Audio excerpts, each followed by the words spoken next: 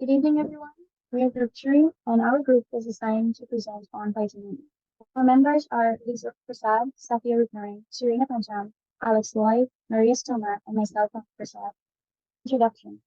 Vitamin E is a valuable fat-soluble nutrient that functions as an antioxidant, effectively inhibiting the creation of free radicals that can harm the body. In addition, it has a vital role in immune function, gene expression, and cell signaling.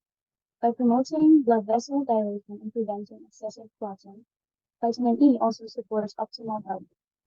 I'll now hand you over to our next presenter.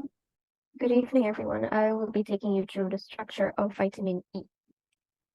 So the molecular formula of vitamin E is C29H50O2. Vitamin E's unique structure includes a chrominal ring and a hydrophobic tail, which we'll be looking at in a bit. The structure gives it potent antioxidant abilities in the body.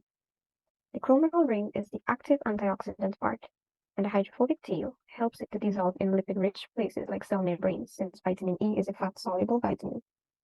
It neutralizes free radicals and it prevents oxidative damage effectively. As we can see in the diagram on our right, an antioxidant will donate electron to a free radical, therefore making the free radical stable and a healthy cell. Now, in the structure of vitamin E, we can see the chrominal ring, which is an important part of vitamin E, and we also have the hydrophobic tail. Vitamin E exists in 8 isomeric form, and as we know, isomers have the same molecular formula but different structures. So vitamin E has 8 isomers. These isomers can be categorized into 2 main groups, which are tocopherols and tocotrienols. Now, tocopherols have a saturated tail, and this means that it is composed of just single bonds. There are no double bonds or any triple bonds or anything of that sort. Now, tocopherols can be classified into alpha tocopherol, beta tocopherol, gamma tocopherol, and delta tocopherol. And alpha tocopherol is one of the most active forms of vitamin E in the body. Tocotrienols, on the other hand, are unsaturated tail, and this includes 3 double bonds, unlike tocopherols, which has only single bonds. Tocotrienols can be classified into alpha tocotrienol, beta tocotrienol, gamma tocotrienol, and delta tocotrienol. Now, as you can see in the diagram on our left, tocopherols have a chrominal ring, likewise tocotrienols, but the difference is their hydrophobic side chain. Tocopherols' hydrophobic side chain has only single bonds. Tocotrienols has 3 double bonds, which are located at carbon number 3, carbon number 7, and carbon number 11. In the diagram on your right, we can see the different isomers, the 8 different isomers of vitamin E, which fall under the category of tocopherols and tocotrienols. And the main differences are in the chrominal ring, by which the metal group can be different numbers or their location might be different. Now I'll be taking you through some sources of vitamin E. Vitamin E synthesis primarily occurs in photosynthetic organisms like plants and some cyanobacteria. In plants, it mainly takes place in plastids, specialized organelles within plant cells, where photosynthesis is taking place. So some synthesis pathways of vitamin E are the shikimate pathway and the metalloerythritol phosphate pathway. In shikimate pathway, this pathway produces the chrominal ring, which is a key component of vitamin E, from homogentic acid or HGA, which is derived from the degradation of aromatic amino acids.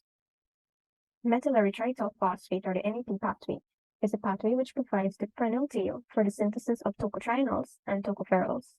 It produces isopentenyl diphosphate, or IPP, which is utilized for the biosynthesis of various compounds, and this includes tocopherols. Now for some food sources of vitamin E. Nuts and seeds such as almonds, sunflower seeds, and hazelnuts. Vegetable oils like wheat germ oil, sunflower oil, and safflower oil. We also have green leafy vegetables, including spinach, broccoli, and kale, and also fortified foods like breakfast cereals, fruit juices, and also spreads. This includes peanut butter. And we also have avocado. These are all very important sources of vitamin E. But among these, nuts and seeds and also vegetable oils are the richest sources of vitamin E. Vitamin E can be found in corn and nuts, olives, green leafy vegetables, as we would have looked at, and also vegetable oils and wheat germ. But food alone cannot provide a beneficial amount of vitamin E. And supplements may be very helpful. So these supplements can be in the form of these capsules, or they can be in powdered form or any other form of tablets that we may consume. Adipose or fat tissue serves as the main storage site for vitamin E due to its lipid solubility. The liver also would store vitamin E, and it regulates its distribution throughout the entire body. I will now hand you over to the next presenter. So vitamin E toxicity is caused by excessive intake of vitamin E. Some risks and consequences of this act includes increased risk of bleeding, thrombophlebitis, increased risk of thyroid problems, and gastrointestinal derangement. So the first one is increased risk of bleeding. This happens since vitamin E has anti-clotting properties that can help to reduce the formation of blood clots. Another way bleeding increases is when individual takes blood-thinning medications like aspirin and warfarin. These bleeding episodes occur throughout the body and could cause hemorrhagic strokes, weakness, and fatigue. Another one is thrombophlebitis. This occurs since vitamin E possesses anticoagulant properties that can hinder the body blood efficiently. High doses could reduce platelet aggregation and prolong bleeding time, thus leading to vein clot formation, causing thrombophlebitis. Another one is increased risk of thyroid problems. High levels of vitamin E could disrupt the synthesis of thyroid hormones. It could disrupt the enzyme converting the inactive T4 to active T3 thyroid hormones. This results in decreased thyroid hormones levels in the body, and it can cause hypothyroidism symptoms such as fatigue, weight gain, and sensitivity to cold. Gastrointestinal derangement is another one. Excessive vitamin E acts as an antioxidant, disrupting gut bacteria balance. This could result in overgrowth of harmful bacteria that can cause bloating and stomach cramps. Vitamin E could also interact with medication, hindering nutrient absorption in gut, and it could result in more gastrointestinal problems. Another toxicity is excess intake of vitamin E could be like skin reactions, and this occurs when there's an imbalance of natural like redox processes, leading to accumulation of free radicals, and it could damage skin cells and tissues, and it could trigger inflammation in the body and cause symptoms like skin irritation and rashes. My colleague will continue with you. Now we're going to look at the functions of vitamin E. The first one is antioxidant protection. So during fat oxidation, it prevents the formation of reactive oxygen molecules and shields the body cells from any damage caused by free radicals, thereby lowering the risk of various forms of cancer in the lungs, the stomach, or even the prostate gland. The next function is anti-inflammatory effects. So vitamin E has been shown to have anti-inflammatory properties, which may help reduce the risk of chronic diseases associated with inflammation, such as arthritis or certain types of cancer. The third function is the protection of cell membrane. So vitamin E increases the orderliness of the membrane lipid packaging, thus allowing for a tighter packaging of the membrane and in turn offering greater stability to the cell.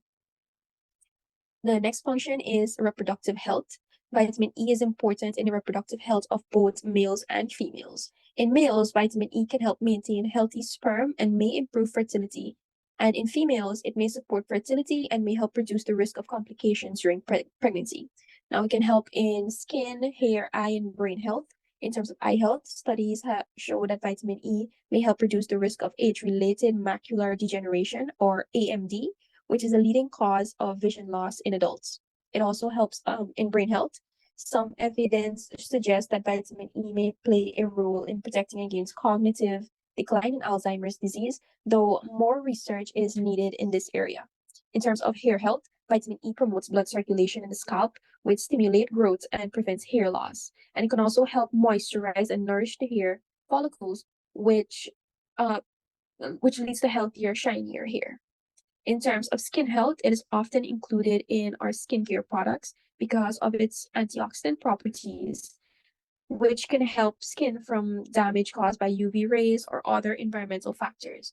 It also helps maintain skin by reducing inflammation and promoting wound healing. So let's look at deficiency symptoms of vitamin E. So, while uncommon, deficiency in vitamin E can lead to some unpleasant symptoms, such as we have muscle weakness. Since vitamin E is essential for maintaining muscle health and function, a deficiency may cause result in muscle weakness or deterioration. Poor balance and coordination. Now, a deficiency in vitamin E can also result in a poor balance and coordination, therefore increasing the risk of falls. Now, this symptom is particularly concerning for older adults or individuals with pre-existing mobility issues. Nerve damages. Vitamin E helps to protect nerve cells from oxidative damage and maintains eye nerve function. When you have a deficiency, it can result in nerve damage, leading to symptoms such as numbness, tingling, and peripheral neuropathy. Vision problems. In severe and rare cases, vitamin E plays a role in maintaining eye health and preventing oxidative damage to the eye. And a deficiency can lead to vision problems such as retinal degeneration and blindness.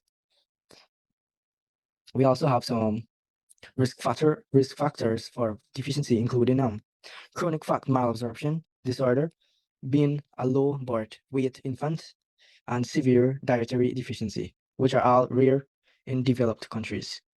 Now, chronic fat malabsorption disorders, for example, we have cystic fibrosis. Now, this condition can affect the absorption of fats in the digestive systems, such as cystic fibrosis, and it can lead to vitamin E deficiency. Now, since vitamin E is a fat-soluble vitamin, its absorption relies on proper fat absorption. And we also have very low birth weight infants. Now, premature infants, especially those with very low birth weight, are at risk of vitamin E deficiency due to their immature digestive system and limited stores of fat-soluble vitamins acquired from their mother during pregnancy. And also, we have severe dietary deficiency, which is rare in developed countries. Now, why rare? It can access to a diverse food supply. Severe, it can still occur in certain population with limited access to nutrition food or with restrictive diets. Now let's look at some treatments. So to treat vitamin E deficiency, we can take vitamin E supplements orally, and most newborns normally don't require vitamin E supplements because breast milk or commercial formulas provide adequate amounts, and premature babies may be given vitamins to prevent problems from developing.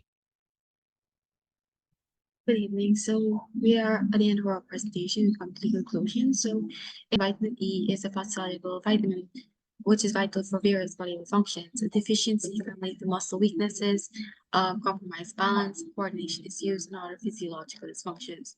Conversely, an excess of vitamin E can be toxic and lead to an elevated risk of bleeding, thyroid disturbances, and other bodily harm. Thus, maintaining an optimal vitamin E level is essential for overall health and well-being. So basically, having too much or too little can be harmful. So it's important to get a right amount of vitamin E for our health.